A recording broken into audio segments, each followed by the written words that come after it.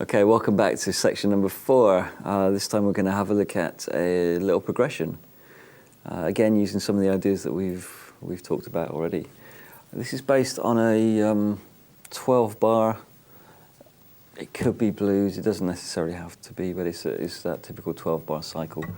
So let's get on with it. Here's the first chord shape.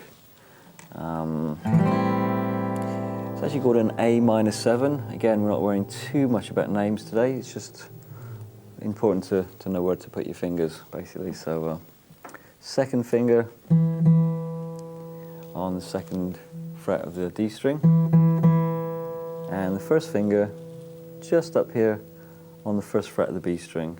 So again, just make sure you've got those two notes happening. First two notes of Love Story.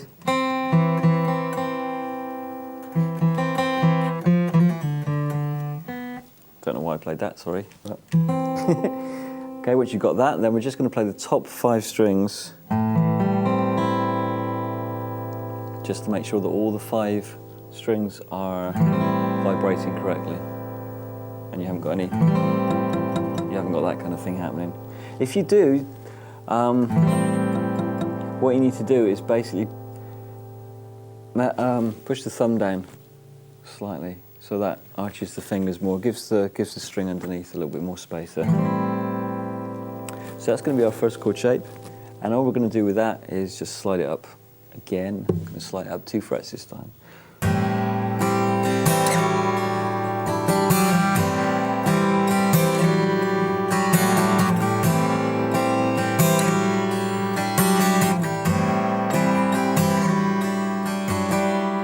Again, you've probably heard it thousands and thousands of times on records. Straight away I can hear a Whitesnake tune shouting at me. It's just a really nice little movement.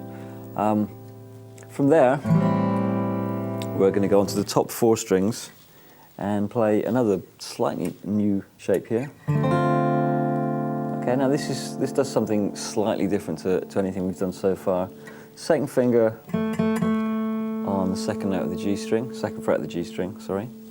And the first finger, it's called barring. So what you're actually doing is you're holding down the top 2 strings at the first fret.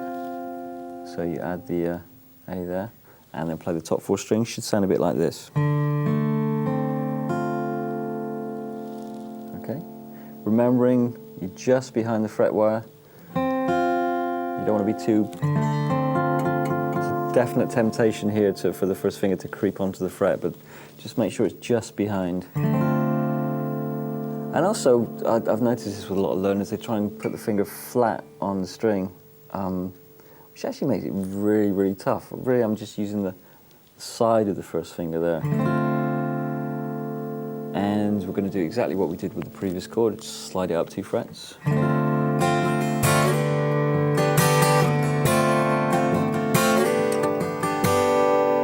Twice round on that time, and then back to our first chord shape.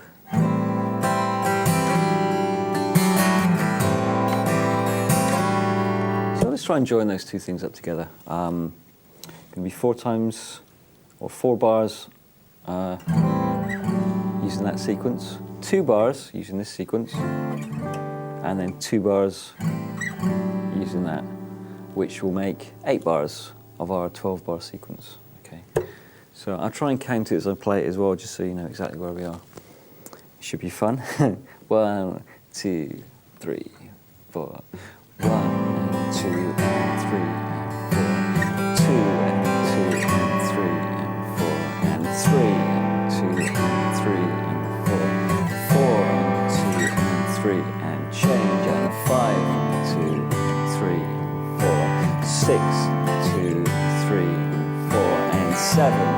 2, 3 and 4 and 8, 2 and 3 and 4, and so that's our first 8 bars of the 12 bar sequence. Now traditionally that's a 1 chord.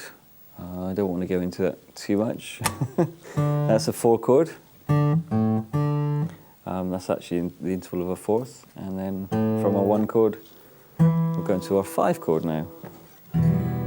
And We're actually just going to use the shape that we started off at the beginning of the DVD there.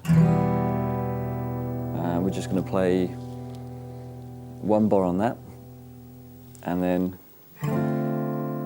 one bar on that, and then one bar on that, and then back to one bar on that. Okay, so that's slightly more complicated now. So we've got one bar on the E minor, 2, 3, 4, and 2, 3, 4, 1,